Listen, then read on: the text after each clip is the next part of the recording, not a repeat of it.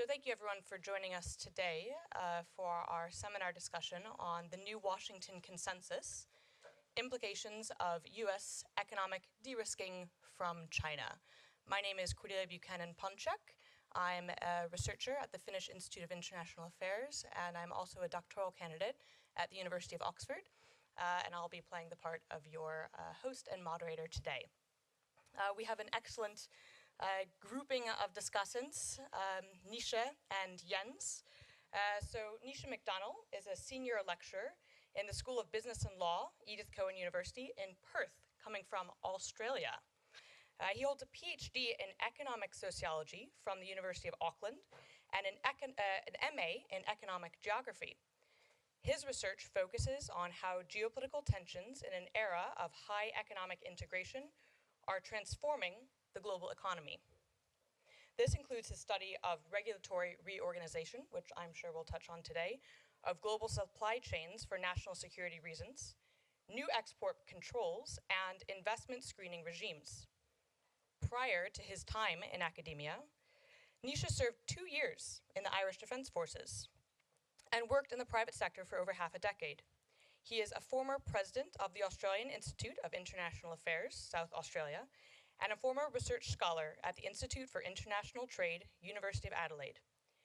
Nisha regularly publishes his research in international economic journals, leading policy forums, and he contributes to domestic and international media coverage of his research interests. So we're looking forward today to hear a bit of that coverage in our discussion. Then our second presenter is Jens Hildebrand Pohl of FIA. Jens is a multidisciplinary legal scholar and political scientist with over 14 years of experience in academia and in practice.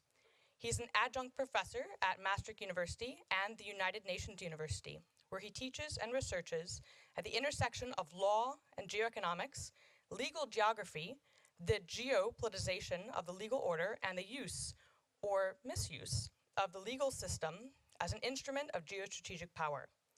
He's also a doctoral research scientist at Tampere University here in Finland, where he analyzes lawfare, looking forward to hearing more about that term later, and geolegal power from a political science perspective. Jens is a recovering or experienced attorney. He previously practiced before the U.S. and federal and state courts in New York and for EU institutions, hopefully not in New York.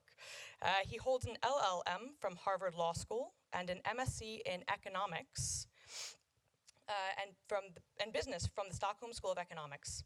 Currently, he is pursuing 2 PhDs, one in law at Maastricht University and the other in political science at Tampere University. He is founding series editor of the Springer Studies in Law and Geoeconomics and a former article editor of the Harvard International Law Journal.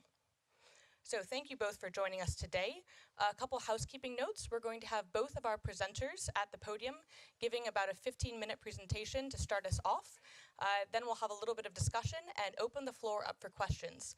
If you're joining us online, please feel free to put your questions in the chat and I will read those aloud once we get to the Q&A session. All right, Nisha, why don't you take us away?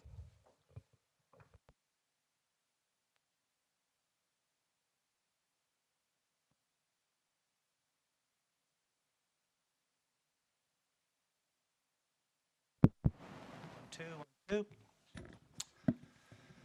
Okay, good afternoon, almost good evening, I guess, everybody. Chair, thank you very much for that generous introduction. I'd also like to thank my co-author, Jens, and the Finnish Institute for International Affairs for inviting me here today to speak on this important topic. It's always an honor to speak at such a well-regarded institution. So look, I'm going to start off today, I'm going to set the scene a little bit about renewed great power rivalry to really set the context for why there is a new Washington Consensus. So John Mearsheimer is no stranger to anyone in international relations, a well-known scholar. 2021 in a paper titled The Inevitable Rivalry said, "Today, China and the United States are locked in what can only be called a new Cold War, an intense security competition that touches on every dimension of their relationship." All right, so that's no longer controversial, but for most of the 2000s and 2010s, that would have been quite a radical and quite controversial idea. That's because there was an old Washington consensus. There was a different way of being orientated to the world we're in. And that was a period known as the engagement strategy. Handel durch Wandel in the German, change through trade, peace through trade. These kind of ideas that if you integrate a big country like China that was sitting on the margins prior to 2001 and its entry into WTO, you will actually negate and blunt the very pressures and tensions that cause great power rivalry. So this was a very powerful idea. Even by 2008, I'm going to quote another well-known scholar, John Eikenberry, The Rise of China and the Future of the West, captured the still ongoing belief that engagement could work. The rise of China does not have to trigger a wrenching hegemonic transition. China faces a Western-centered system that is open, integrated, and rules-based, with wide and deep political foundations, an order that is hard to overturn and easy to join, right? So it's the idea of a big embrace. There's lots of ballast because there's so many strong interests in having a good relationship. There's economic benefits to everyone. Okay, so even by 2008, China was already the third biggest economy in the world with a lot of latent capability to produce military power, which is what realists always say will upset the balance of power. So you could argue it should have already upset the balance of power. But that didn't really shift until 2016, a point I'll get into in a moment.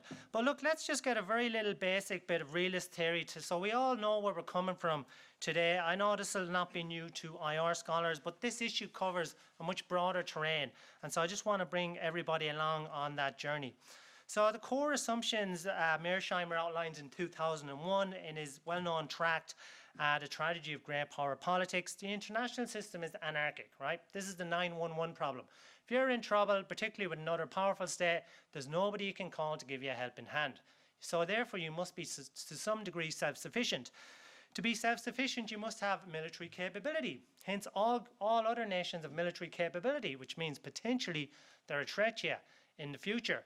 The future is also uncertain. A friend today could be an enemy tomorrow. Ukraine knows that in a very hard way, right?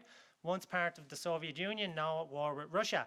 So nations have to be always prepared that the future can change very quickly in a situation where other nations could be a potential threat to them.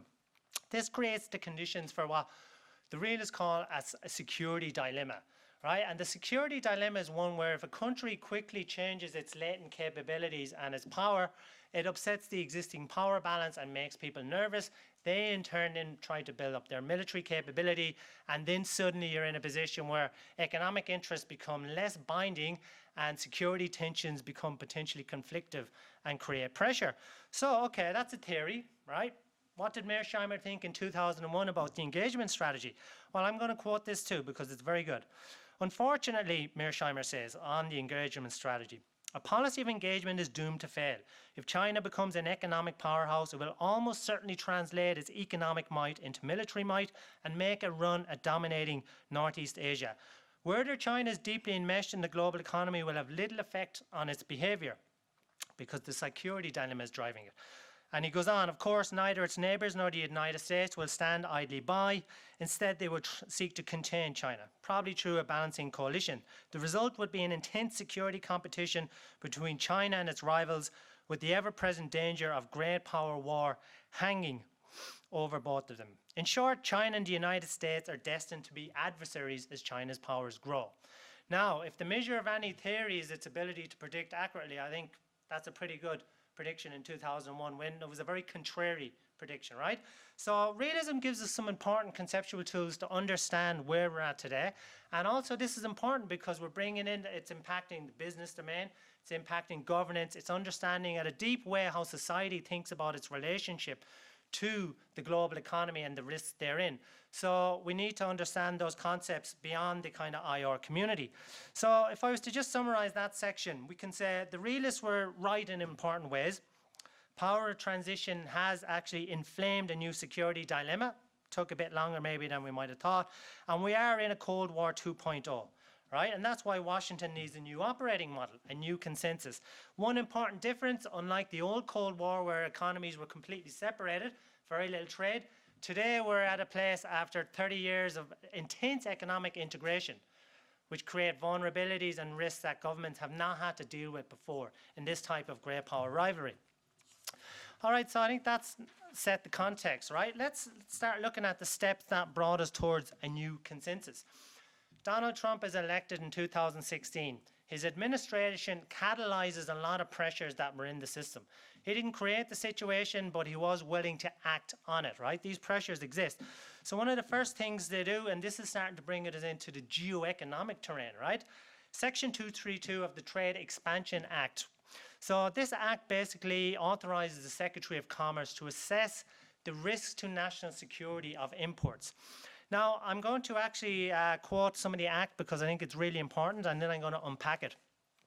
So what the investigation may do, and this is a direct quote, without excluding other relevant factors, give consideration to domestic production needed for projected national defense requirements, the capacity of domestic industry to meet such requirements, existing and anticipated availabilities of the human resources, products, raw materials, and other supplies and services essential to the national defence, the requirements of growth of such industries and such supplies and services, including the investment, exploration and development necessary to assure growth, and the importation of goods in terms of their quantities, availabilities, character, and use as those affect such industries and the capacity of the United States to meet national security requirements.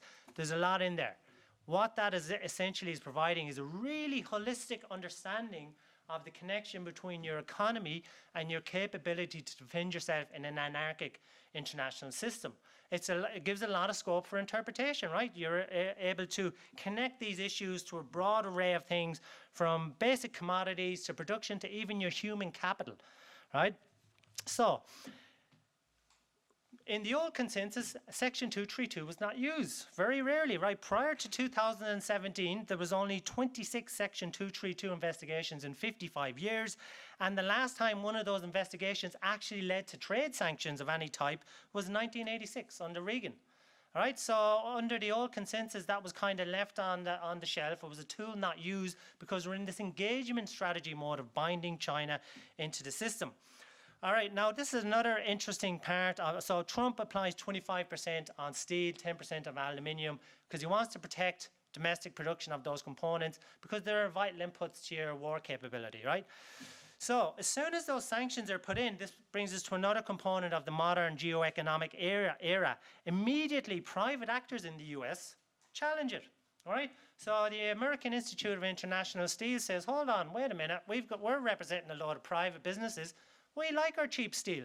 We want to keep importing from China. We're going to challenge that. So they took it to the court system, right?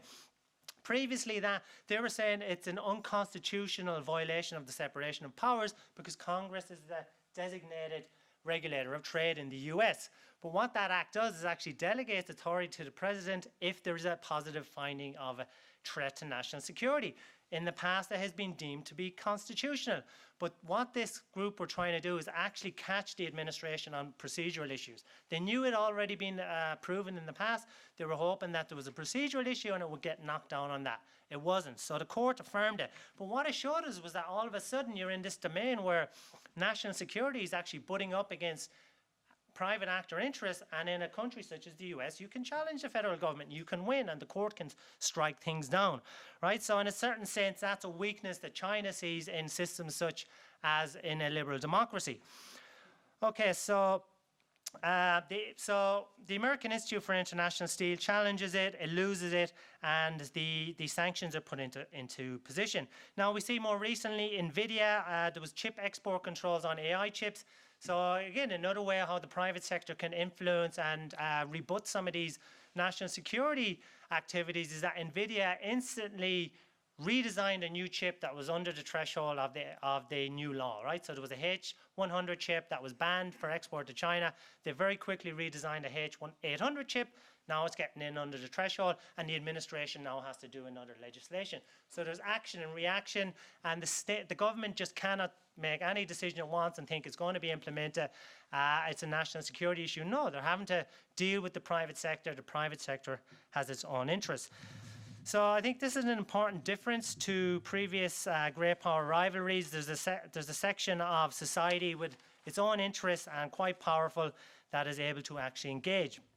Okay, so another part of this, and something we'll recognize that is part of the discourse today, but was quite new in 2018, Peter Navarro, so he's the director of the Office of Trade and Manufacturing for the Trump administration. In 2018, he wrote an op-ed for Real Clear Politics, Why Economic Security is National Security. Now, there was a bit of a critique of that, and it was seen as a bit of an off-the-charts type of idea at the time, right? But if you've been listening to Ursula von der Leyen recently, that type of a title will sound very familiar. But it wasn't familiar at the time. So this is what he said. Ronald Reagan, I quote, understood, it is only from strength that we may find a true peace. To Reagan, such strength was focused on military strength. Today, we live in a more complex time. Nation states challenge us as strategic competitors, but we are also in an intense economic competition with nations with whom we trade freely, yet our own free and fair trade often goes unreciprocated. Into the breach comes President Donald J. Trump with a new organizing principle for strategic policy. Economic security is national security. Now, don't shoot the messenger. If you don't like Trump, that's fine, but the message is actually stuck. And that's the discourse that's running around the EU today. That's the discourse that Fumio Kishida talks in Japan. That's the discourse Anthony Albanese is talking in Australia. Economic security is national security. That's what the G7 said recently when they had their meeting in Japan. Okay, so and if you look at the very first USTO report under Biden, the Biden administration recognized that China's coercive and unfair trade practices harm American workers, threaten our technological edge, weaken our supply chains, and undermine our national interest. They carry it on, right? They carry on. They don't knock down the Section 232 tariffs. They don't change any of the major discourses. They reinforce them, right? And people expected that a lot of this would go away when the Trump administration went away. It didn't, because it's already there. He catalyzed the issue. It was waiting to come up to the surface. And we see it's gathered steam in liberal democracies around the globe. So summarizing this section, great power competition does exist, but it's in an era of deep economic entanglement, and that's transformative for how the nation states are going to have to engage in this. State actors are important, but commercial actors, multinational corporations, they're the ones who've built that global economy we live in. They're the ones whose interests are going to be dramatically upended in certain ways by new regulations. And they're the ones that are going to try and find ways around it, right? Not necessarily in a malign way, but it's their commercial interests. They don't think about national security, and nor should they, right? They're private actors. So that would be security logic versus commercial logic, action and reaction, right? So this is why we're in a geoeconomic era. So myself and Jens are also writing a paper on this. I'm going to get into some of the business literature as well, right? So the business literature in the academia, they're really struggling to deal with this, right? Because a lot of the IR scholars are leading the debate. They have the concepts to understand state behavior. Business scholars don't, but they know a lot about multinational corporations. So they're really valuable. There really needs to be an engagement between both of those domains, right? Between the IR scholars and the business scholars, and this is what we're trying to do with this paper. So IB studies, their core research is looking at multinationals, but they've placed that in a domain of assuming that ongoing globalization is going to be the background assumption. So they're trying to engage though, and they're looking at things like deglobalization, and they're defining this the process of weakening economic interdependence among nations, and trade and investment flows are a proxy for this. They're also looking at decoupling, the process of weakening interdependence between two nations or blocks of nations. Now, while they don't yet understand why states behave, they can bring something to the table in looking at these type of dynamics and the roles of multinationals. So within that business scholarship, there actually studies are showing that deglobalization is occurring, right? So trade as a percentage of world GDP actually peaked in 2008, stabilized for quite a period of time after that, and has been slowly dropping back. So the economy is getting bigger. The amount of trade as a percentage of that as a relative ratio is now starting to backtrack slightly after stabilizing. So it's deglobalization, right? We're also finding the same thing between the US and China, particularly in terms of foreign investment. There was a record figure for trade in goods between the US and China in 2022, which is kind of a bit of a surprise, but not when you think about two things. It wasn't inflation adjusted, and secondly, it was also a unique outcome of the COVID era, right? Americans were locked down, they were getting lots of government money, they couldn't spend on services, they started buying like crazy.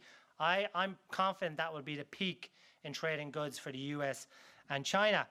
So in the business domain, we're looking at how is globalization going to continue? How is deglobalization going to continue? What are the pressures and forces driving the states to regulate the economy in ways that are going to force further deglobalization?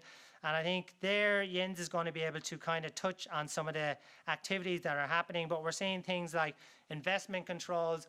We're seeing things like the CHIPS Act, which is putting export controls on chips. It's the US has a massive industrial policy underway. Again, a massive change from its prior position on industrial policy, massive subsidies, rearranging global supply chains for critical minerals based on local content requirements. These minerals can only come from countries in North America or countries with free trade agreements with the US. China does not have an FTA, free trade agreement with the US. It's not WTO compliant for the US in that sense. So in China, there's firms that are in China for China, right? They're doubling down on their investment. Other firms are pulling back. Last month, for the first time since 1998, we had a negative FDI flow for China. There was actually an outward net negative flow for China. People are pulling their money out, right? So that's a dramatic change. And we see businesses are leading this. In some ways, they're responding to geopolitics. In other ways, they're trying to carve off and separate off their China businesses from their international outside of China businesses. Okay, so the challenge here to sum this part up, and then I'm going to hand over to Jens. So the new Washington Consensus holds a fundamentally new logic of praxis towards the economy compared to the old one.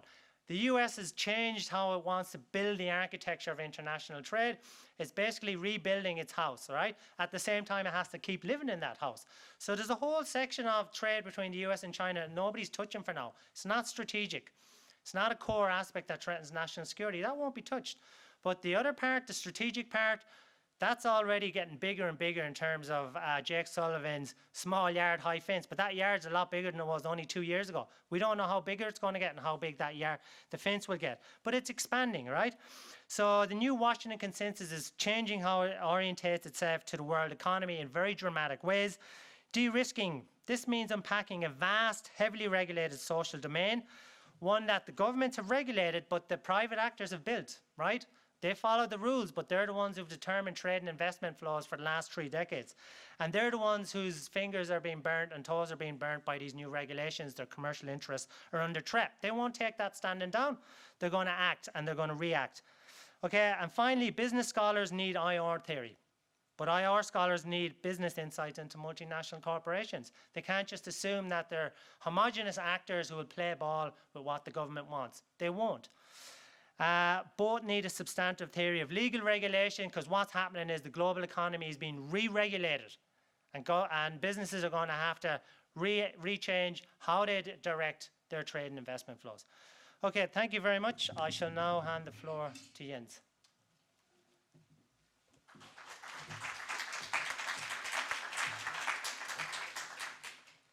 Thank you so much, Nisha, for that really interesting portrayal through IR theory onto business theory, and then giving some practical ramifications from US policies. So Jens, why don't you keep us going and give us the firm perspective? Thank you very much, Cordelia. And thanks, Nisha, for coming all the way here to us here in Helsinki. So let me talk about the new Washington Consensus. So what is it actually? So it's a speech, and it was named the new Washington Consensus quite early on, and it's also mentioned in the speech. It's a speech by the U.S. National Security Advisor Jake Sullivan, and he delivered this speech on the 27th of April this year to an audience at the Brookings Institution in Washington, D.C. So what I'm going to do is I'm going to unpack that speech, and together we're going to interpret it.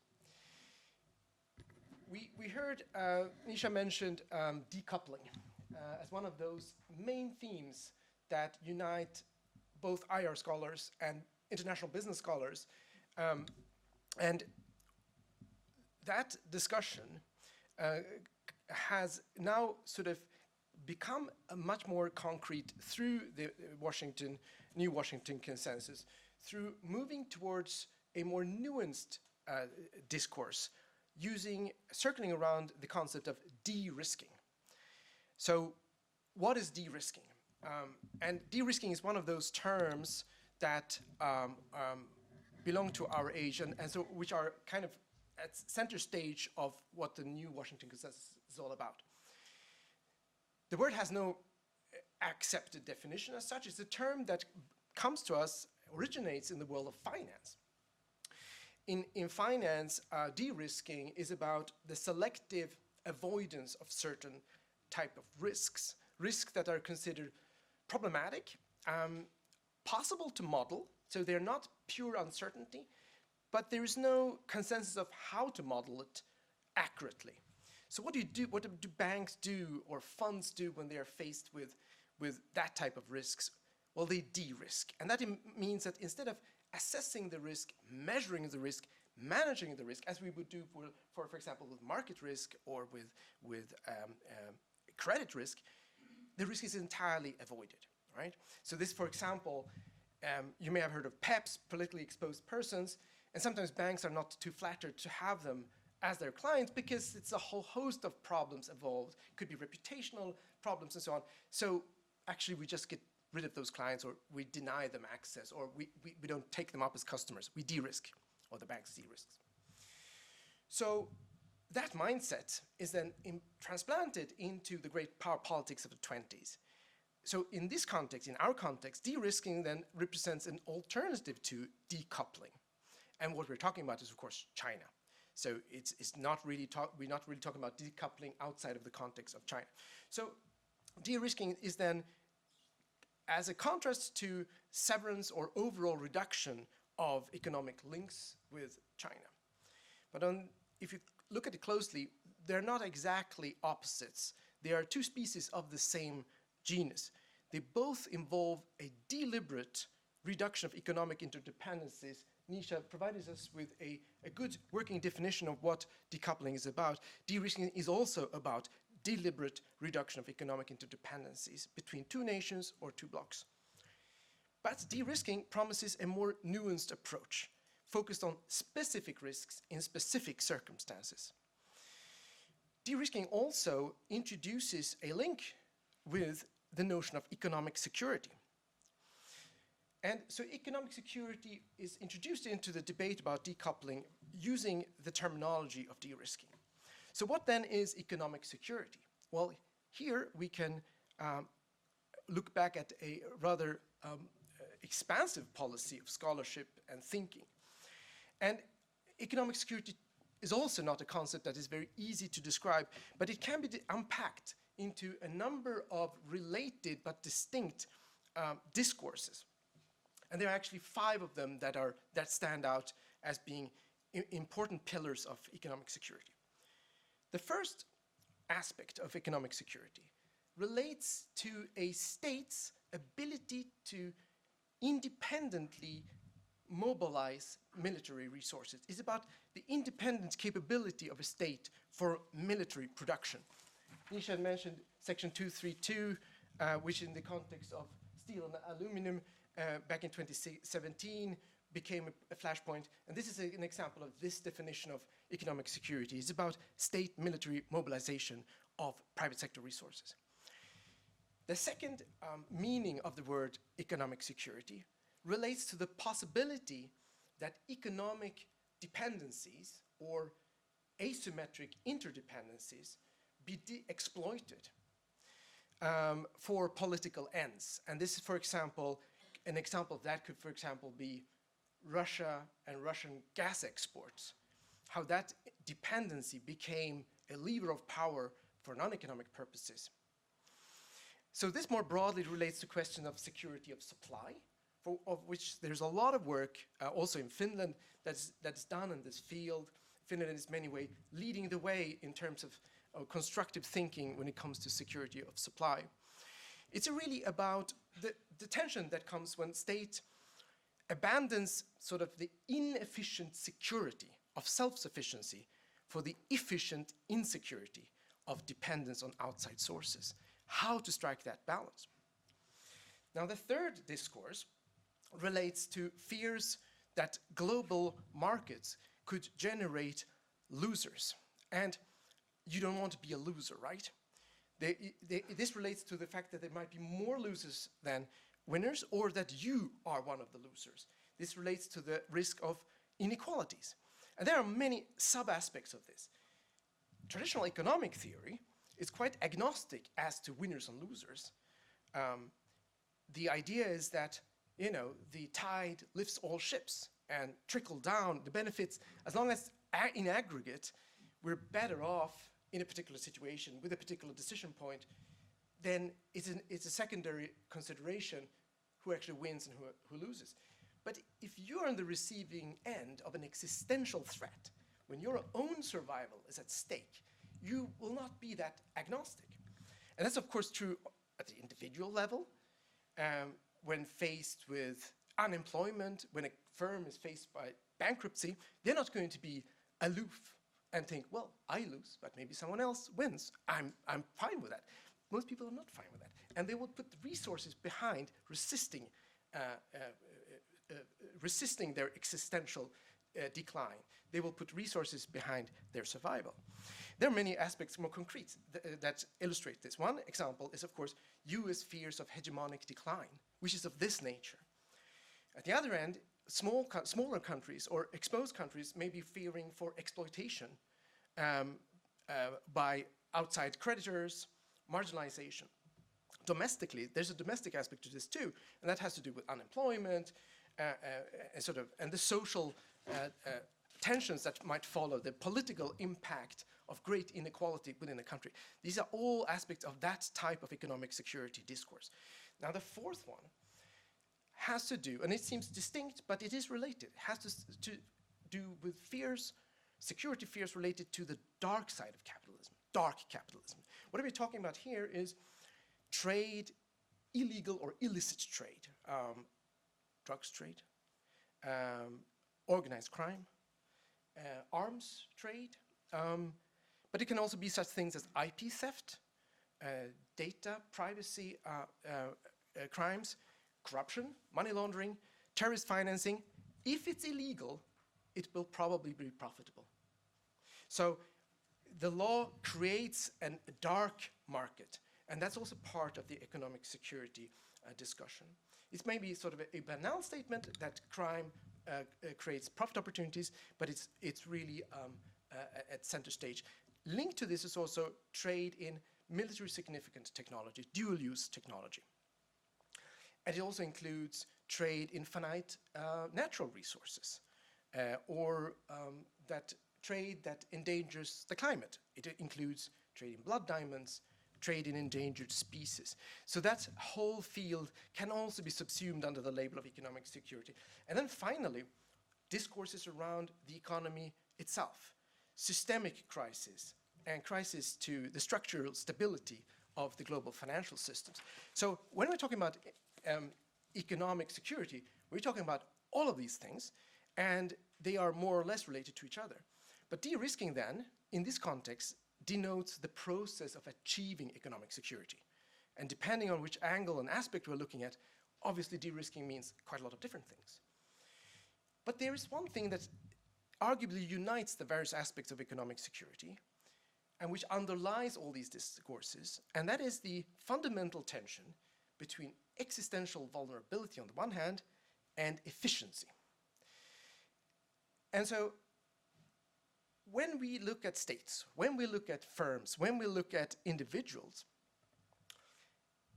they will favor efficiency over vulnerability, over safety, only insofar as they expect themselves to benefit from that efficiency. When they themselves expect to be efficient enough to benefit from efficiency, efficiency can be expected to be favored. So it's a very pragmatic attitude that firms, states, and individuals have to the dogma of efficiency. And this is also why hegemonic powers tend to advocate free trade once they become hegemonic. It's a common mistake, for example, to associate Britain historically with free trade. In fact, actually the opposite was true. The UK rose to prominence by practicing mercantilism. And it only adopted free trade as a policy in the 1840s at the time when it already had achieved a hegemonic position. Because at that time, the UK, Britain, had established itself as a net exporter of manufactured goods and a net importer of raw materials. It suited British interests perfectly at that time to embrace free trade. What they did was embrace free trade as a unilateral policy. This would eventually underwrite its decline as a global power because countries such as Imperial Germany, Imperial Japan, and the young United States took advantage of that policy and maintained protectionist policies. And what we see is that the same pattern repeats itself. The UK actually reversed its policy only in the 1930s through a system that they introduced called the imperial preferences, where they started to trade on a preferential basis with the British Empire. But it was too late. By that time, the Second World War was around the corner. The US abandoned its long-held protectionist stance only in the 1940s, but because at that time the United States had achieved hegemony. But the US version of free trade was not unilateral, but multilateral. And it depended on a rules-based system around GATT, the World Bank, the IMF, the United Nations. What we now see is a reversal, where the US policy, the new US policy, somewhat hinted at in the new Washington Consensus, may or may not be too late to salvage America's dominant position. But by the same argument, you could also perhaps believe that China, if it were to achieve hegemony, also might embrace liberalization in due course. But personally, I think a cataclysm will be required to get us there. This tension between vulnerability and efficiency is instrumentally linked to what has been termed the economic security dilemma. The security dilemma was already mentioned, but the economic security dilemma has certain aspects to it that are quite different. What we're looking at here is states' orientation towards relative gains rather than absolute gains in wealth. So relative gains in wealth will be favored over absolute gains because relative gains is a determinant of power in the international system. And how that works is that instead, the relative gains orientation is when one state is getting wealthier in comparison to other states. Absolute gains is basically you just get richer. But the importance of the perspective or orientation is really critical here, because if what's important that it is that you get richer than someone else, also will also have ramifications for the country's policy. In that situation, world trade, for example, is seen as a zero-sum game, where one state's relative gain is some other state's relative decline. Now, it's not necessarily economically rational to pursue such a policy. It might be politically rational, but it nevertheless has a strong cognitive basis. In cognitive science, studies have been made on individuals that have consistently demonstrated that individuals are more often concerned with relatives and absolute gains. So for example, if your boss tomorrow comes into your office and offers you a €100 raise, you get 100 euros more every month, you will probably be happy, right? Everything else unknown about the situation is good news. Your boss comes in and gives you 100 euros more money a month. If you eventually learn that all the colleagues in your corridor also got 100 euros, you may not be as happy, but you'll still be pretty happy. Because 100 euros is always 100 euros, right? What if everybody else in the corridor got 200 euros and you just got 100 euros, right? You got an absolute gain there, but hey, you're relatively speaking a loser. Someone is not really happy with your performance. So that seems rather irrational, right? The Homo economicus would simply say 100 euros more, thank you, I'm better off. But that's not how humans work.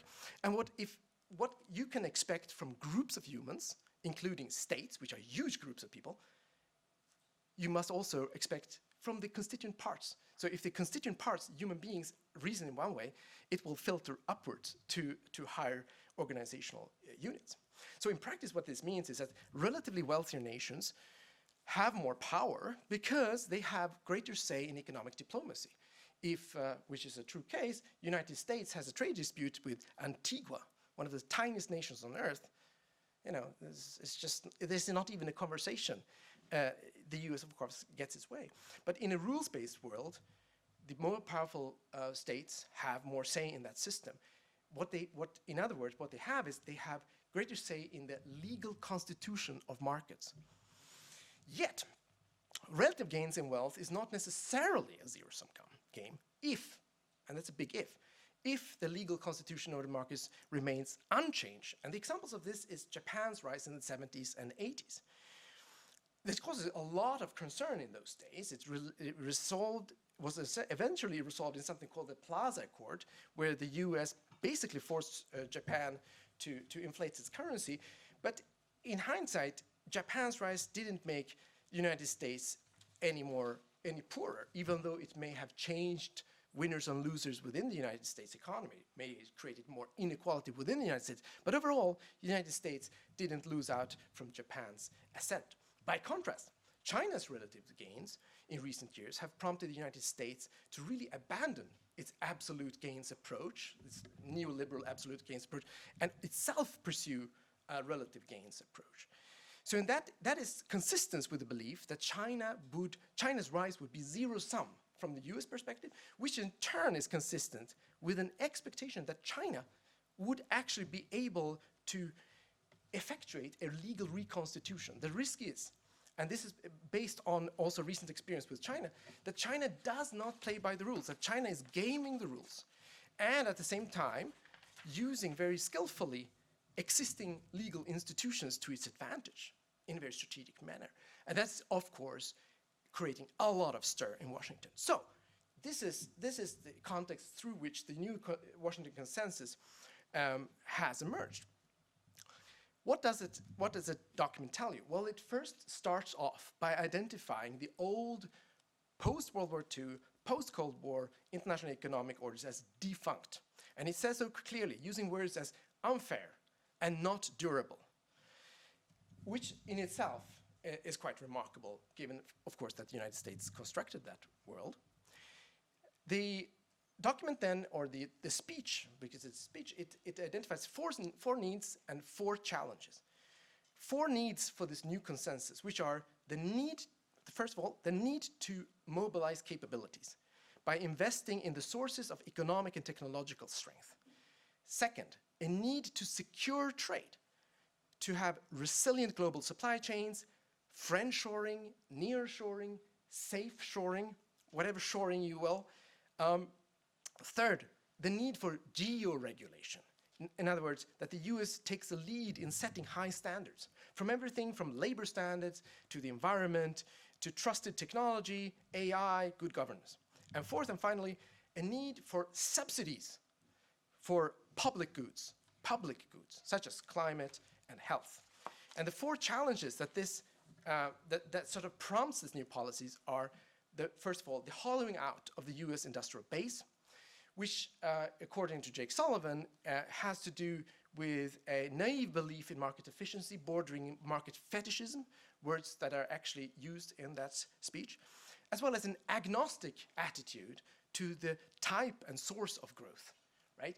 US growth has been largely financial so financial innovation has been given the same value as industrial innovation, which is very risky. That type of attitude has then led to the hollowing out of the US industrial base. Second point, there's been a false belief in globalization leading countries to become more open and responsive, at the point that Nisha already made, that openness and globalization leads to states being more peaceful, more cooperative. And that again has been proven wrong if you look at China's massive industrial subsidies, Russian invasion in its neighborhood, also Europe's naive geoeconomic dependencies on Russian oil, gas, I should say, and Chinese imports. The third point is the climate crisis. And the fourth point is the challenges that brought us to this point are inequality. And it mentions inequality and the damages that it does to democracy.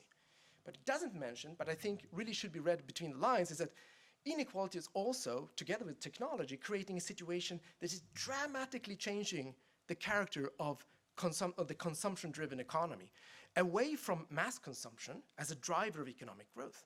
As technology displaces workers at a exponential pace, who is actually going to consume? Who is going to lead the consumption? Consumption growth of the future may very well end up being subsidized growth, as large sections of society will have to rely on society for their survival, whether it's universal basic income or sinecure jobs that are actually not adding anything to the GDP itself. So what does de-risking mean in practice? Well, the first thing that's mentioned is a kind of a grand strategy. The grand strategy centers around three pillars: capacity, building. Here's three pillars which are all about building. The first is building capacity. It's about building capacity to produce and innovate, to deliver public goods, including notably physical and digital infrastructure. The second pillar is resilience. And this is about resilience for against natural disasters, as well as resilience against geopolitical shocks. And the third pillar is about inclusiveness, which is about securing the US middle class and also offering opportunities for hope for working people around the globe so that the US can maintain a magnet for talent. The second element that is mentioned in the de-risking strategy has to do with strategic pillars. The first is to create an American industrial strategy, which is done through various types of legislation, including the CHIPS Act, the Chips and Science Act, the Inflation Reduction Act, which we together with Cordelia has written about, as well as, secondly, to work with US allies. So the US wants Europe, Canada, Korea, Japan, Taiwan, and so forth, to also build capacity, build resilience, build inclusiveness according to the same blueprint in a sense. And to incentivize them to do so, the Inflation Reduction Act actually requires a certain compliance with US standards in order to get subsidized access to US market. And finally, to what the US is trying to do, and this also comes as bad news for many people who were hoping for another message, is that the US takes this principled decision to seek new international economic partnership rather than building on traditional trade deals. Bringing down tariffs is no longer the point. WTO will probably not be reformed. It doesn't say so outright, but you kind of get that understanding. The WTO will be left in its current state of paralysis. The new issues that the new Washington Consensus are suitable or the means or tools that are suitable to bring to fruition the ideas behind the new Washington Consensus are other types of mechanisms, including the IPEF, Indo-Pacific Economic Partnership, the Americas Partnership for Economic Prosperity, which is the US way of engaging with Latin America, and for Europe, the US-EU Trade and Technology Council. Another example of another type of policy tool is trying to find cross-policy arrangements, such as the global arrangement for steel aluminum, where the US and Europe were able to find an understanding using climate change actually as a quid pro quo. And the final part of the US, the practical implication of the US policy is to protect so-called foundational technologies under the banner small yard high fence. And that includes using export controls, outbound investment screening, inbound investment screening to protect the sort of core competencies of the United States. So what do we make of this? The de-risking agenda that is in the new Washington Consensus is meant to, quote, manage competition responsibly. And that involves a new mindset to competition, where China and the United States are locked in a long-term competition for economic and security matters, but at the same time cooperate on climate, macroeconomic stability, health, and food security. And this is very typical of a geoeconomic world, because a geoeconomic world is not a world of enemies, but a world of frenemies. It's not ideological. Loyalty is cheap. Sometimes you make deal with your rival. The ultimate goals of the New Washington Consensus are also explicit from the document. And this is quite interesting because it gives us an understanding of what the United States still considers to be the commanding heights. The commanding heights are the global financial system. The US must remain at the heart of the global financial system with the dollar as the hegemonic currency. This is the principal goal. The second goal is that the US will remain global norm giver. And the attention is now given to matters of technology and national security. And finally, that the US will maintain its unique capacity to attract and retain the best and the brightest talent around the world. Now, that is my synopsis of the New Washington Consensus. It is significant, I would say, because the US, through this speech, which followed up with in an article in Foreign Affairs, which is in a slightly revised version, the US is openly and unapologetically embracing an active geoeconomic policy. So I leave it there, and looking forward to any questions you might have. Thank you.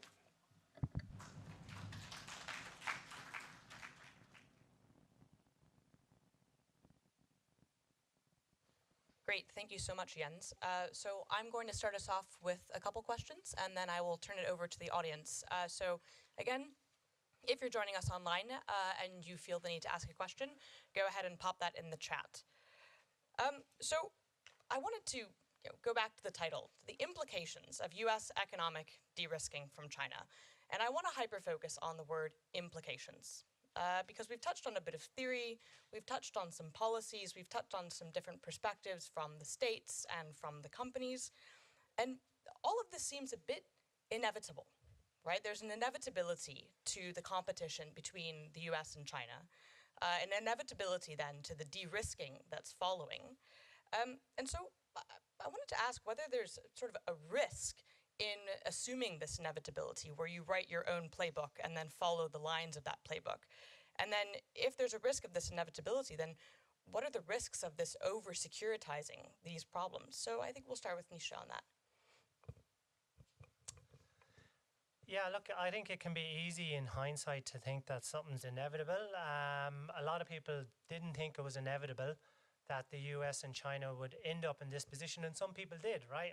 And the realists turned out to be right in their fundamental kind of questions. So I think there was a lot of discourse and belief and policy that spoke in contradiction to that idea that they would end up, right? So China was integrated into the international economic system. The US was the biggest investor by far. Its companies, trillions of dollars in the last 20 and 30 years, right? Easily. Really, it started even before the WTO. So, I mean, there really was a fair shock given to engagement. I think there should be no doubt about that. It didn't work out. The security dilemma has influenced the outcome. I would also say there's some brilliant scholarship on China, really drawing on primary documents from the government that looks at how China approached the entire WTO negotiations during the 90s. China is the original de-risking country, right? So Rush Doshi's The Long Game is a brilliant study on this. Frank Decotter's China After Mao, both very recent studies. Another brilliant study on China's approach, 80s, 90s, Deng Xiaoping's opening up from 79.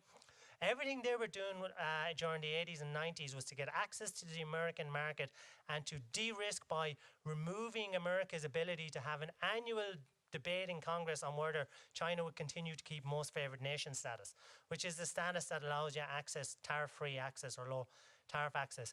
So they were de-risking. They wanted WTO status to force the Americans in front of the international community to give permanent, normal trading relations. That was their goal, right? And they were willing to take risks, liberalization internally to do that. So I think it's fair to say that engagement got as good a shot as you could hope. It's been tested fairly. Hasn't worked out. So what are the implications now? So the US, I think we've talked about the discourses of economic security as national security, but the policies have led and the discourse has kind of formulated itself, and we've taken time to come onto this terminology of de-risking, what that actually means. But the policy started even before we were able to say those words and before economic security was national security. And we are in now an unambiguous phase of decoupling. How big is this and how important is this? Well, I can give two good examples, right? The Chips and Science Act industrial policy, it offers a somewhat paltry $50 billion for chips in subsidies for chip investment in the US. That industry's been completely offshored, right, for economic efficiency reasons from the 70s onwards. Taiwan became a dominant player, right? Now, why would I say 50 billion is paltry? TSMC announced 40 billion on its own for two different factories, right? 50 billion for in the chip sector is very little money, right? But 50 billion from the US has actually, within 6 months, the FT calculated $200 billion of new investment in America. They are reshoring. They really are reshoring the advanced semiconductor industry, right? So that's a massive transformation. 200 billion in 6 months. That's the kind of sums we're talking about. Massive fixed capital investment that cannot be easily withdrawn once it's there. They have to rebuild their university system and rebuild their human capital because they won't have enough technicians for this, right? So that's one aspect. The Inflation Reduction Act, that's offering $7,500 off the price of a new EV if you can meet a couple of conditions. If you're a manufacturer and you can't meet these conditions, you will not be competitive in the US. Forget about it. China will not be able to meet these conditions, and because they're aimed at China. The conditions for the $7,500 are currently 40% of all the critical minerals in that car must be from North America free trade area or another free trade agreement country. China is not one of them. By 2027, that'll be 80%. Of the battery itself, by 2029, 100% of the battery must be produced in North America. They are reshoring what are probably two of the most important future-orientated industries in the world today, electric vehicles and battery production. Right? They are reorganizing the global economy. This is massive. Will it go too far? What are the risks? This is something governments are going to have to feel as they're going to have to feel the stones crossing the river, right, to use a Chinese idiom. So we're going to find problems, issues. Commercial actors are not going to necessarily like this. They won't necessarily play a ball. They'll try and find ways around it. We've seen that with chip controls already if they don't think it's in their best interest. So I think we're in for dramatic upheavals over the next course of 10 years. And we're talking about ultimately what will add up to trillions of dollars of investments. Yeah. So I'm coming at it from another angle, and that's basically why make it this public? Because there's a choice to be made whether you want to how do you want to communicate strategically? Do you want to actually be that transparent about your intentions, or with the risk that will then spur actions in one or another direction? But I think that there are good reasons for why the US, because it's actually the US, I think we should attribute this address to, why the US actually chose to do it this way. And I think it has to do largely with the kind of conversations that have been going on for the last few years, at least during the Biden presidency. I think the Europeans expected that when Biden came into office, it would be back to business as usual, and they were hoping for a swift reversal of US policy towards WTO. Just to mention, I mean, it's well known, but it can still be worth reflecting. So when the US came into office, there was already, under the Obama administration, had been instances of the US getting themselves involved in the appointment of the top judges at the WTO. With Donald Trump, a new policy was to basically deny all appointments of all judges until there were no more judges left, and that happened in 2019. Because I wrote an op-ed about that a few months, 7 months actually, it's called 7 months before the end of the WTO. It turned out to be true actually. So there's no judge there. That is significant because the way the WTO works is that there are two levels, like a panel level, and then you can appeal it to appellate body, which is the top court. If you win at the panel level, that ruling does not become effective if it has been appealed. Then it has to wait for the appeal to be heard before any action can be taken. That means that if you lose a dispute at the panel level, and the panels are still actually hearing cases, the losing party can simply appeal. And if you appeal into the void, so to say. You can just choose not to comply by appealing. And that means that there's a huge mountain of appealed cases that are never heard anymore. And that essentially means that the WTO is dead. But there's still people in the office there walking in and doing something. But it's not working. And so the Europeans wanted to, they really had a serious expectation that this will be resolved. And after a few years, it turns out no, the Biden administration has no intention, really. There's occasionally, they're constantly questioned in the in sort of the general council. So basically, at the WTO, there are always questions asked to the U.S.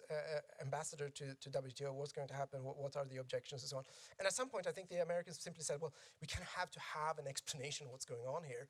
And also, if we want the Europeans to actually play ball with us against China, the IRA was a few months old by the time this speech was delivered. I think the decision was made, let's do this transparently, let's lead intellectually by having a new agenda, a new consensus. So I think that's the trade-off, the risk versus gains of being that transparent has been now decided. Great, thank you so much. So I'm going to get to the Bretton Woods institutions, the WTO, and so forth in a bit. But I want to touch on the EU, since you ended on that note. And because, again, we're going back to implications. I want to think about what are the implications for current US allies. Because actually we have a great report from FIA, which came out, I think, last week. There are a couple copies at the back. If not, I would look it up online. It's on EU-China relations in an uncertain world. And so the EU is stuck a bit between a rock and a hard place. Does it go along with the US on de-risking or decoupling? Does it try to, what policies does it pursue? And both of you have mentioned the IRA, the Inflation Reduction Act, and obviously the response initially from Brussels was quite unsavory, quite unfavorable, and now, of course, the European Union has its CRMA and its Net Zero Industry Act that are both aiming to do very similar things to the Inflation Reduction Act, and there's a question of how to get on the same page, or whether they ought to be on the same page. So how should the US engage with its European allies on this? Should it? Look, both sides are, under Biden at least, both sides are showing a willingness to try and engage on these matters. But at the same time, they both have their own domestic processes that lead to and constrain how you make policy, what type of policy you make, and how you implement it. Currently, the US is plowing ahead. It's not waiting for agreements with its allies to make the type of regulations and acts that it thinks it's neither immediately necessary to secure its relationship and its relative gains versus China, right? So the Inflation Reduction Act is a good and interesting one. There was uproar amongst the US allies initially about what this is going to do to their economies. Were being cut out. For example, the EU was being cut out. I was afraid that there was actually instantly investments from VW, tens of billions. We're going to invest straight away into our EV production in the US initially. What happened a little bit after that is they actually interpreted the law a little bit to allow not vehicles directly shipped and bought from the EU, but to be leased. So there was a massive boom in leased EU electric vehicles originating from the EU, right? Now, so the Treasury or the Department of Commerce interpreted vaguely to allow that to occur as a sort to mollify their partners. So the US made the regulation, implemented it, and then had to react to their allies being unhappy. They also did another thing. This was for countries such as South Korea to do with the critical minerals local content provisions. So the content provisions do say it must be from the minerals currently at 40%, must be from, and they'll go up 10% each year in terms of the local content, from the North American Free Trade Agreement or a country with an FTA. South Korea doesn't have an FTA, so what they fudged it again. They're not allowed, the US government does not have trade promotion authority currently from Congress. It was let lapse under the Trump administration. This has to be renewed, right? Remember I said Congress regulates trade. So they're not allowed to negotiate trade agreements at the moment, right? So what they do is they came up with an agreement with a few countries to agree not to impose future export controls, right? That's not a free trade agreement, and they called it a free trade agreement so that they could now interpret these allies are now allowed to send critical minerals and they can be part of the subsidy. Now, the legislators who came up with that act are not that happy about that interpretation because that's a loss potentially to the US if they're importing more. The idea is to boost domestic capacity. But they're reacting. They're saying, look, we're making policy, we're upsetting our allies, but we're trying to bring them back on board. We know over time we need to corral our allies, work with them. There's a great book recently, The Twilight Zone, The Twilight Struggle by Hal Brands, on the actual original Cold War, trying to distill some ideas from that and how the US was successful, where it fell down. And one of the points was it was very careful in corralling relationships and allies over time. It wasn't dictating just because it's the biggest schoolboy in the yard. It was actually quite empathetic and listened to its allies, even when it did things that were problematic. And we're seeing that at the moment. It is trying to respond. Yeah. So what is the EU is not necessarily only reactive insofar as when it comes to de-risking. In fact, the term was first dropped by Ursula von der Leyen and is only sort of mentioned in passing, actually, that word in Jake Sullivan's speech. So the Europeans and I think sort of the brain trust behind Ursula von der Leyen, in a sense, had been developing this thinking for quite some time before we heard from Jake Sullivan. I think the Europeans would want to have a more structured understanding of what's going on with China, and promotes, therefore, something like de-risking as being a more nuanced, more susceptible to analysis. The EU came out after the speech with a EU economic security strategy, where the term de-risking is linked to more concrete action points. So the European Union is in no way necessarily behind. They're pursuing their own strategy. The US and the EU are actually pursuing paths that are quite similar, although not identical. The EU efforts are not necessarily directed towards China, though, but they originate even further back. If you back in 2019, end of 2019, the EU came up with the EU Green Deal, which paralleled initiatives that did not really gain favor with President Trump, who was in power at the time, known as a New Deal, New Green Deal, not Green Deal, New Deal for America. The idea would be similar, but from a US perspective. So the US and the EU has been pursuing this linking of climate change with sort of subsidies for quite some time. But the EU then were able, during the Trump years and onwards, to then develop those. So I think that we can see that we can probably say that the EU and the US are both actually pursuing policies that are ultimately geoeconomic, that ultimately involve de-risking, particularly if framed in the context of China. But will this change of policy that comes out through the new Washington consensus make all that much of a difference to EU thinking? I probably do not think so. I think it does not. What's in that document does not necessarily come so much as a surprise to the Europeans, because they've heard these arguments privately. But I think the important thing is that it's now sort of broadcast. So we've talked a lot about Trump up here and the Biden administration. You guys knew this was coming. The US has an election next year. And there's a certain amount of volatility that can be entered into the equation with the US relationship to China, US relationship to the European Union, and other allies. So I guess the first part of the question is what might we expect from, I guess, either administration, a continuation of the Biden administration versus a change in power, whether that's Trump or DeSantis or Haley or someone else? And then how might states and firms, I guess, react or hedge for this? Well, I certainly don't have a crystal ball, and I have no idea what a returned Trump administration would do in a broad sense, potentially capable of some very random acts. What I would say with a reasonable degree of confidence, if you look at the transition from the Trump administration to a Biden administration, there's a lot of policy continuity. So why wouldn't they keep the same continuity? Because they started a lot of those policies, and they started the discourse about economic security as national security. So I don't think there's going to be any major break. They'll be happy with things like the Inflation Reduction Act. That matches perfectly with a lot of what Trump was trying to do, right? And the administration was trying to do with reshoring. That's perfectly in line. We should also remember that a lot of Trump's policies are in the Democratic playbook. They're a part of that, right? America first in the sense of workers first. What's the difference? Is there a difference? Biden has a workers first trade policy. So I think in that sense, there's a lot of continuity in how that next administration would engage allies. I'm not going to try and predict that. I think there are risks, but there's definitely continuity where there is previous continuity in the last turnover of administrations. That's what I would see. I agree with that. There's no fundamental disagreement with the sort of outer contours of policy here, but I do think that there are significant differences in some details.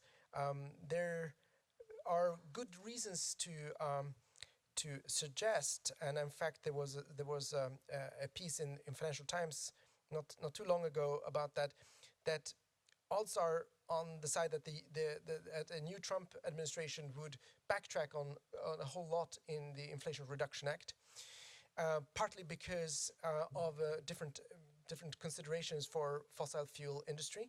So there is a geoeconomics in that stance. Which could be interesting to monitor.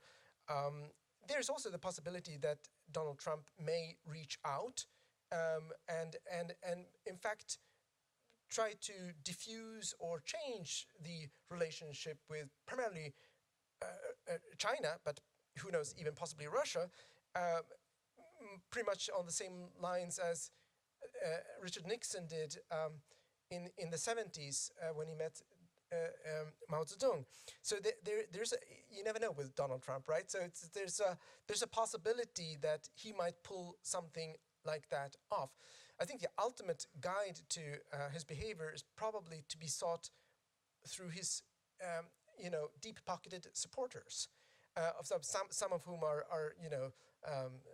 not so apologetic about it. So if the whisperers include Peter Thiel or Elon Musk, they obviously have very different economic interests than some others, or the average investor in S&P 500. So I think that it's very, very difficult to see exactly what's going to play out. But in the case of a re-election of Biden, it's probably much more clearer. But ultimately, it's not an election about shall we go back to the world that existed in the 1990s. No. It's like reinventing naivete is not possible. It's sort of the Pandora's box has been pried open, and that's not going to go back, I think. Thank you so much.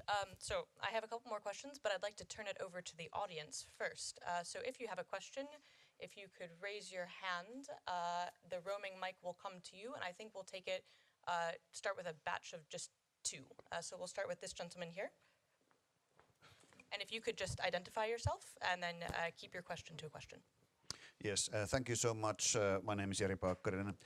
I do have first a comment on China. We speak about USA quite a lot, but China, the Northeast Asia has been Sinocentric for 2,000 years, except the last 100 years. So one could argue that this is the balance that we will get sooner or later, independently, even though USA tries to contain it. But my question is about global world order, because when I listen to you and when we read news, it seems that there is no volunteering nation like USA or China who would like to be the world policeman taking care of the crisis globally, which you mentioned. Thank you for nice your speech. And I would like to hear your reflection, because we are not China, we are not USA, we are the rest of the world, and it's a bit interesting to understand what will happen with us. Thank you.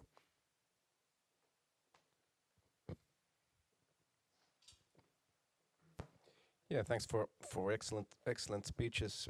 I'm Mikael Vigel from the Finnish Institute of International Affairs. So I've got two questions and a short comment.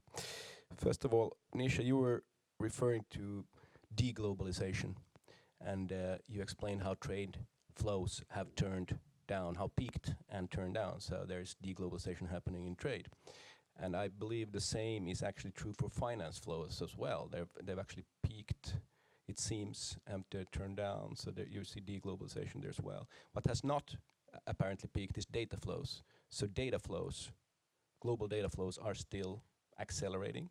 So that's actually what driving globalization these days. So what do you expect to happen with global data flows? Do you expect them to decelerate as well, or even turn down? Or we've seen signs of data localization measures, for instance, being applied more and more. So will we have deglobalization there as well? Another short question to perhaps both of you.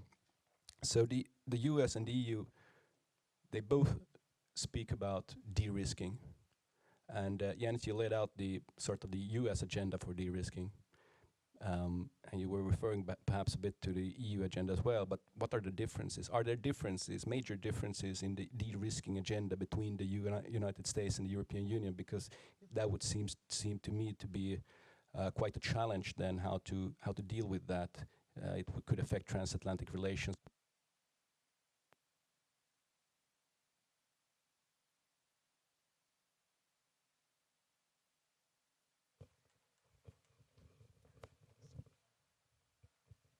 So if the de-risking agenda is very different between the United States and the European Union, it could affect transatlantic relations quite heavily, especially if we have perhaps a Trump administration, even though there would be continuity. Trump perhaps doesn't care that much about allies and sort of cooperation around that agenda. We might even see some sort of, Jens, we're referring to an economic security dilemma between the US and the EU in that sense. And then just a very short comment. Nisha, I have to put down a caveat when it comes to saying that realists were right, because there are realists and realists. Certainly Mearsheimer and a few realists saw that there will be strategic competition between China and the US, but that strategic competition has played out in a very, very different way than he or they foresaw. They were expecting hard military balancing against the US. We have not seen hard military balancing against the US yet. What we have seen is China balancing economically. So China has based its strategy on sort of it has been a geoeconomic rather than a traditional geopolitical strategy. That sort of geoeconomic balancing we've seen. So the geoeconomists were right.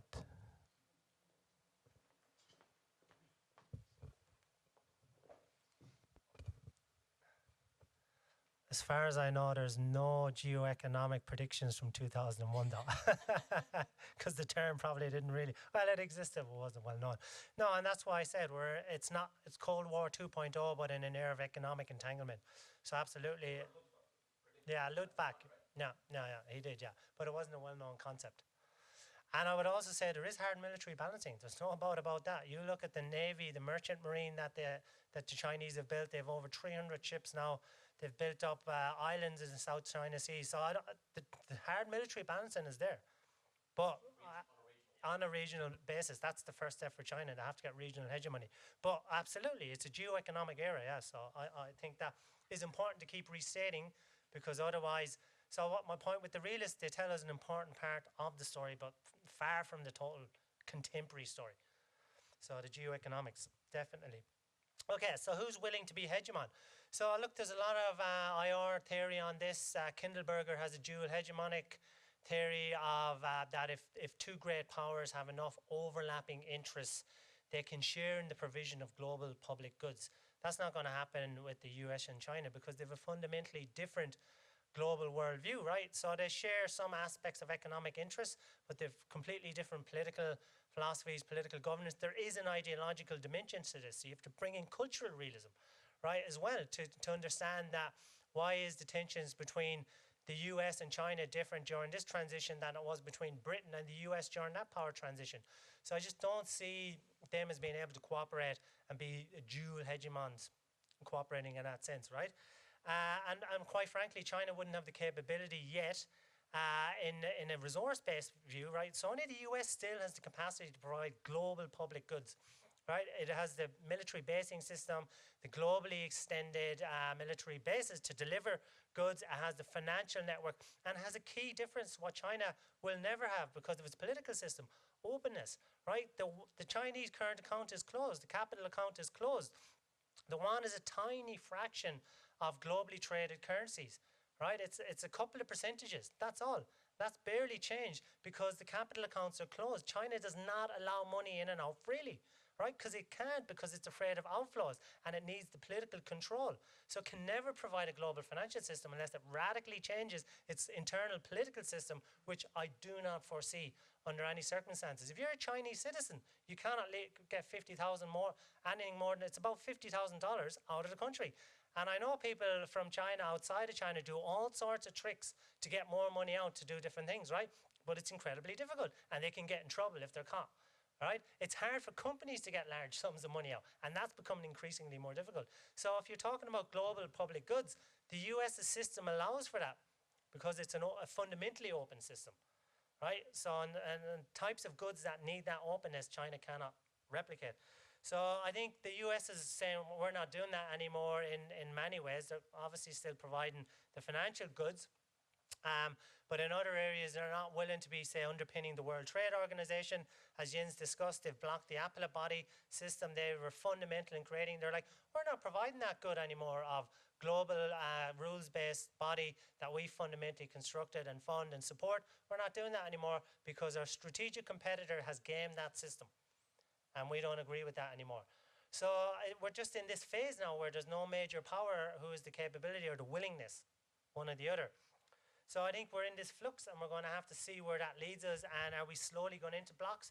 In a way, you can see we are, right? Who backs Iran at the moment, and who backs Russia, right? Is that a coincidence? It's not, right? They've shared interest in competing against the US, so that's a certain degree of blockization already. Has that filtered into the economy? The US, the Inflation Reduction Act, that's carving off a whole sector of the economy from Chinese input. That's blockization. So blocks are forming in a Cold War type era, but they're different because of the economic interpenetration. It has to be done differently. So we're going to have to deal with that, and that's going to make a much more complex and unpredictable world going forward over the next 10, 15 years as this shift continues to embed itself and new rules of the game become established. On deglobalization, data globalization, I mean, that's an interesting question, Mikael. I don't have a whole lot of insight on that, to be quite frank. What I can say is that there are a lot of discussions around in trade agreements at the moment about localization of data. Obviously, from commercial perspectives, the commercial actors want free-flowing data because that's economically efficient. Actors are increasingly, governments in particular, China does this, right? Local data requirements. You have to store all your data that you're dealing with in China, on the servers in China. So governments are taking different approaches, and I think over time that we'll find the same process will occur. Data is becoming a strategic good. So I think over time there will be deglobalization. Rules will be put in place that if you've sent data into China that has to be contained there, that's not going to be allowed to flow back in the same way, and countries will reciprocate. So I think the evidence isn't there yet, but I think over time I would predict that's likely to occur. I think that's the US and EU de-risking. Well, look, I'll hand it over to Jens for now. Yeah. So on the data flow, I completely agree. I think it's up for deglobalization for a number of reasons. But if you look at the EU-US data privacy saga, it's not going away. And you can also add to that mix the importance of data and the infrastructure around the data in order to sanitize public discourse. I think this is not something that the fight against disinformation and such is not going to go away. So I think that I also expect the same thing as you there. I don't think that there. If you coming back to Jari's question, I don't think that the two major powers lack ambition of being hegemonic. I don't think that they today. I think that both today struggle in achieving hegemony, but I don't think that there is any doubt that both are vying for the top spot. Coming to de-risking, so the difference between the EU and US approaches, I think there are significant differences also, not only in contents, but also in how the EU and the US approaches de-risking, which has to do with the architecture, the sort of constitutional setting. Many hands in the US are bound because getting Congress to decide things is quite difficult, and so the president has to work within the toolbox at his disposal. In the EU, the direction that de-risking is taking is more sort of structured, And what we now can glean from the EU economic security strategy that came out in August is that the EU is looking to form focus groups, industry-wide groups, in order to understand better what actually economic security challenges Europe faces. So I think we can expect to hear much more about that in the coming months and years. Of course, we have EU parliamentary elections coming up, so nothing is completely written in stone, but otherwise I think that the EU has a greater capacity to pursue these policies a little bit long term. But I think there's a great risk of discrepancies between the US and EU, particularly if you throw in the uncertainty of the US presidential election into the mix, which creates a really glaring need for policy coordination. So I think that this is something that must be at the top of the agenda, and I think it's going to be an extremely difficult, challenging, it could be challenging depending on who gains in the various elections on each side of the pond, so to say, to find that a platform for discussing these kind of things. I think that's it. Yep. Yeah, so I'll just a couple of points on the US and EU. So if you look at the USTR's annual trade report, there's a chapter or there's a section on every country that the US deals with, right? And so the smaller the country, normally the smaller the report because there's less going on, right? So the biggest and it deals with trade issues. What's the problems going on? Why can this country not do what we want them to do, right? That's what the report's about, basically. And so who do you think is the biggest chapter? Which country? I'll throw it out to the audience. You think Germany's the biggest chapter? China? Any other options? So the EU is always the biggest chapter. China is the biggest after that, yeah? So the reason, and now you might say, well, so does the US have the same amount of issues as it does with China, with the EU? There's differences in degree and there's differences in kind, right? The issues with China are differences in kind because they're two fundamentally different systems. The issues with the EU are differences in degree. They can't agree on lots of little small things, right? Where there's to do is precautionary principle. How precautious should you be when you regulate? Do you let an issue happen as the US prefers and then deal with it afterwards? Or with the EU, do you wrap everything in bubble wrap because the world is very dangerous? So they have different philosophies and approaches to similar things. They're both liberal, but they're always at loggerheads. So I think there's going to be a lot of challenges. They have similar concerns, a similar approach, but they find it hard to agree on dotting the I's and crossing the T's. And I think we're seeing that already. They're trying to agree on a global steel and aluminium tariff. So the US suspended its tariffs on the EU and a few other countries after the Biden administration came in. They're trying to agree. So the EU agrees that China distorts global prices for steel and aluminium. It agrees why? Because the subsidies, direct and indirect, and industrial policy, and it agrees it's a problem. And yet they're struggling for the last year to come to a joint agreement on how to have a global policy between the two of them. So I think there's going to be a lot of challenges and a lot of friction in that relationship ahead, despite the fact they agree on so much. Great. So we're coming to the end of time. If there's a couple more questions in the audience, we could do kind of a rapid fire round. So I see 1, 2, 3. Okay, that's going to be really rapid. So briefly state your name, your question, and then we're going to have very quick responses from the panelists.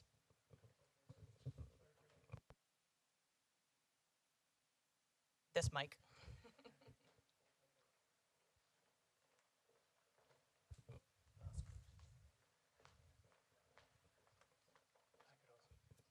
Thank you very much for the presentation and the discussion. The dollar is still the world reserve currency today. In short, what would it take for a competing currency to take over? Perhaps in terms of institutions, in terms of economic power, etc. It would be interesting if you could elaborate a little bit on that. Thank you.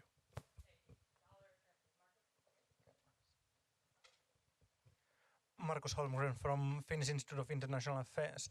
We have heard a lot of talk about allies and ally building and reactions by allies. And in his opening remarks, Jens mentioned that the geoeconomic world is a world of frenemies, that loyalty comes cheap. And now what I'm thinking is that is there a separate logic of ally building in the geoeconomic world? And are we going to see in coming decades a shift in alliances around the world because of that? I assume that the cause would be that the economic dependencies are often a little bit more short-lived than something like military military integration. And if there is a difference in logic in ally building, then how long would a shift to that world maybe take place? How long process that would be? Because the old alliances based on military cooperation, the geopolitical world, are still in place. And can we then see a emergence of two different ally categories of geopolitical allies and geoeconomic allies, some of which, of course, would be both? Thank you.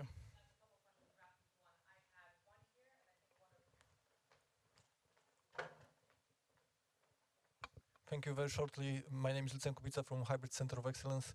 So my question is, what kind of reply or response can you expect from China? I believe they assess all what is happening, the changes in the US, the new approach.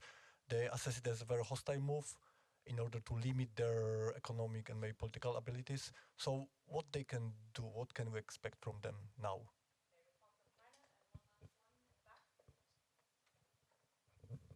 Do you think the U.S. will attempt to take control back from industrial organizations like industry standards organizations and the rise of mediation groups? We've got one online which is just sectoral based. Essentially, do we see any difference across sectors? So that's 5 questions. Let's try to get it done in about 2 minutes each. We'll start out.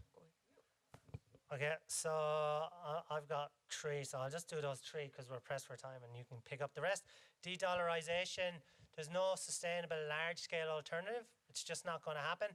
The euro looked at one point that it was going to overtake the dollar. The EU is a big enough economic bloc. It's an open capital account, free flow, liberal currency trading. And then it got up to about 30% and has dropped back ever since.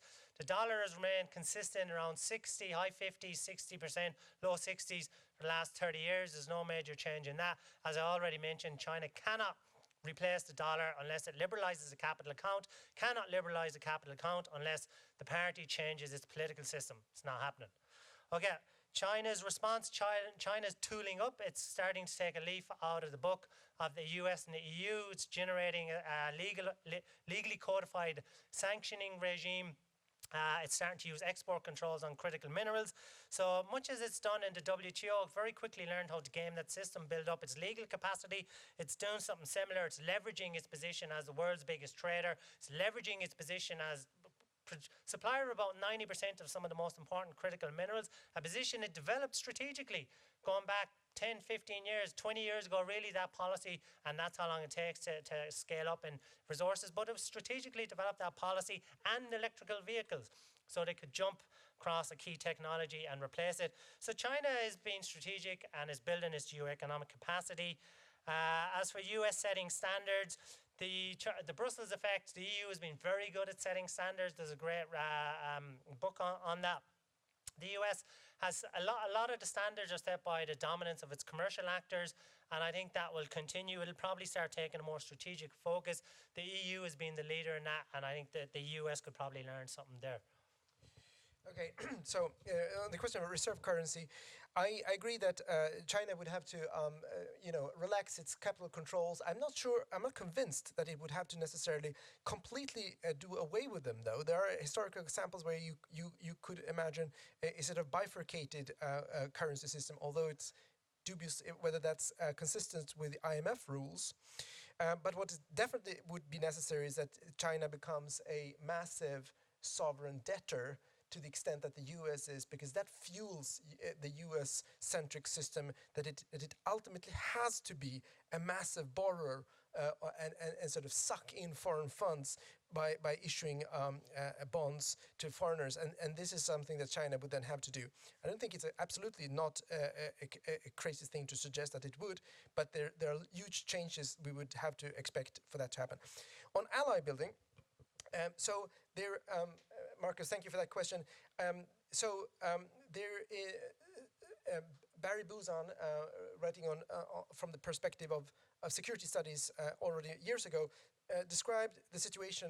He didn't use geoeconomic competition, but that's exactly what he meant, as a situation that was reminiscent of the Ancien Régime political alliances or military alliances. So before French Revolution, there were lots of shifting alliances. Sometimes Austria would collaborate with that country, the Britain would be on that side, They were shifting alliances all the time. And that's probably something that we can use as an inspiration, sort of the early Westphalian period of shifting alliances and cheap loyalty, so to say. It could give us some inspiration of what alliance building in the geoeconomic sense might look like. I skipped those two other questions that you answered already. The sectoral question, I think that there are lots of different trade-offs and interests within the different sectors. It's going to be super interesting when the EU de-risking agenda is rolled out to see what comes out of these different industry and sector working groups. I think we can potentially expect very different viewpoints. That it will be probably a headache for the European Commission to try to sort out. We'll see. That was marvelously well handled. Thank you both for your engagement, your presentations, and your responses to the questions. I hope everyone will join me in giving our presenters a round of applause.